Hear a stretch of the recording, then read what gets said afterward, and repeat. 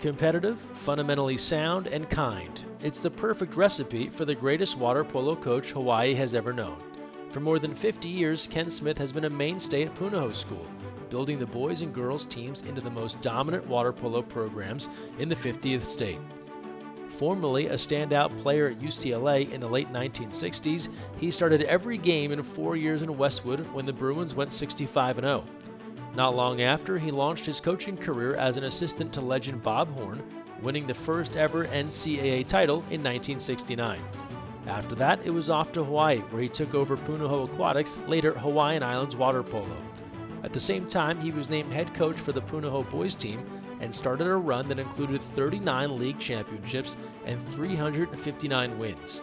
In 1996, he launched the Punahou girls water polo program, amplifying the school's dominance all the way to 15 state championships between 2006 and 2023, as well as 292 victories. Under Smith, both Punahou squads set the standard for excellence in Hawaii. His influence radiated even further, as from 1988 to 2008, every U.S. Olympic men's water polo team featured at least one player that Smith had coached, including Chris Duplanty, Sean Kern, and Brandon Brooks, in addition to Olympic referee Aaron Chaney. His coaching tree is equally as impressive, as athletes he's coached have gone on to lead a variety of collegiate and high school programs. Smith just finished season 52 with Punahou, bringing the girls' squad back to the state title match. I first met Ken Smith 53 years ago in 1971 when he moved from California to Hawaii to become the new Punahou Aquatics Club water polo coach. I was only 14 at the time. I'd only been playing water polo for about a year, so I didn't know much. But we knew immediately that we were fortunate to have him as our coach. Just his style of coaching, he was inspirational, he was encouraging, he was positive. He broke things down simply so they were easy to understand. We learned so many new fundamentals, and we saw improvement in our play immediately. We were so happy to find out 2 years later that he was going to become the new Punahou High School coach my junior year. That's when the legacy began. I mean, he just was really open-minded to coaching women, I'd say, for the first time, having coached the boys team there since forever. He's just incredibly passionate, the absolute opposite of complacent, like just always wanting to make everything exciting. He was always excited. He had great energy, but the way he approached the game was different than any other coach I had ever had. So I just, from the very beginning, I'd say, you knew that he was special. You knew going in being coached by this legend. Even at that time, I'm old, but he had been around for a long time at that point and had coached Olympians. And you could just always count on him to get the most out of every single individual on the team. There are a few people that know how to inspire others so that they motivate someone else to multiply the success in their life. And Ken is someone who has this really unique skill to do just that. He's able to work with athletes, see what motivates them, help and invest time in them so that they can achieve even bigger dreams than they dreamed of. Ken has done that for me. I know that he's done that for many, many, many people.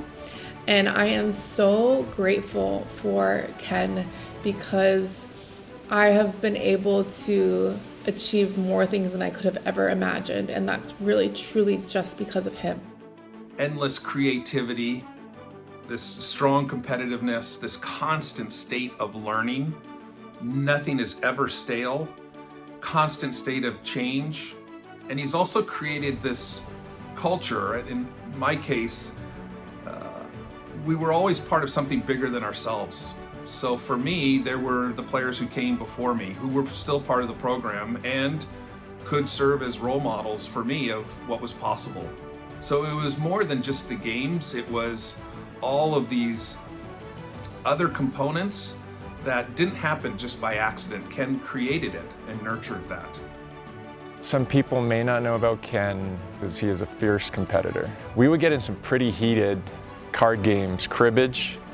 We would put whole whopping dollar bills down, but any different competitive game, darts, pool, he would love to get any of the teammates together, form different teams, and we would just like relish in that kind of friendly competition.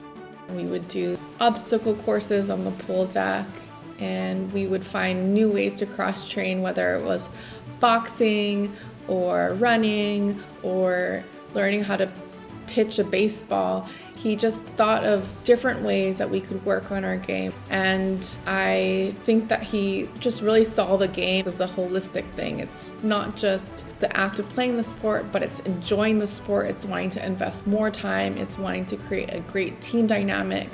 It's wanting to become a great player and person in and out of the pool.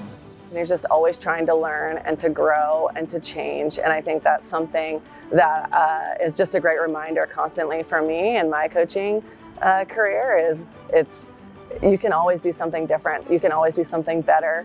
You can be doing it for 100 years, maybe not 100, Ken, but almost. And you're still trying to get better and find a different way to do things. And for him to be doing that after having won year after year after year, he's just always trying to innovate. You got to put in a lot of extra time, a lot of extra work, and that's kind of obvious to everybody as a player. But it's not as obvious, but it is very true with being a great coach. I would remember showing up and going, hey, we gotta do some more weight room. Ken would be like, hey, I got the keys to the weight room. Let's show up, 6 a.m., let's do it. I got to trim a little baby fat, when I was growing up. He would say, great, let's do some jogs, let's do some runs. So he would always be there pushing you up the hill, which is something that resonated very well with the players. And the more you think about it, the more you realize as a player, Ken's really coaching you not just for the game coming up. He's coaching you for the long run. He's coaching you, okay, how are you going to be better next year, the year after? And then you take it a different layer deeper and you realize he's preparing you more for life than just for water polo. He once told me, people rarely remember what you say to them, but they'll always remember how you made them feel. And Ken makes his players feel special. He's more than a coach. He's a teacher, mentor, and counselor. I wouldn't be where I am today if it weren't for him. He's done that for so many others. I'm truly blessed to have played for him, coached with him, and been his friend. It's said that a good coach can change a person's life. I can think of no one who personifies that statement better than you do. I know that's true in my life, but I know there are so many lives that you have impacted both in and out of the water. When you really think back and understand the scale and scope of what a difference you've made, Olympians, Olympic coaches, referees, national champions, All-Americans, collegiate water polo players, teachers, doctors, lawyers, a U.S. senator. We all have different stories of how you impacted our lives. But what's not unique is our gratitude and appreciation for you. So on behalf of them, thank you. We love you, and congratulations.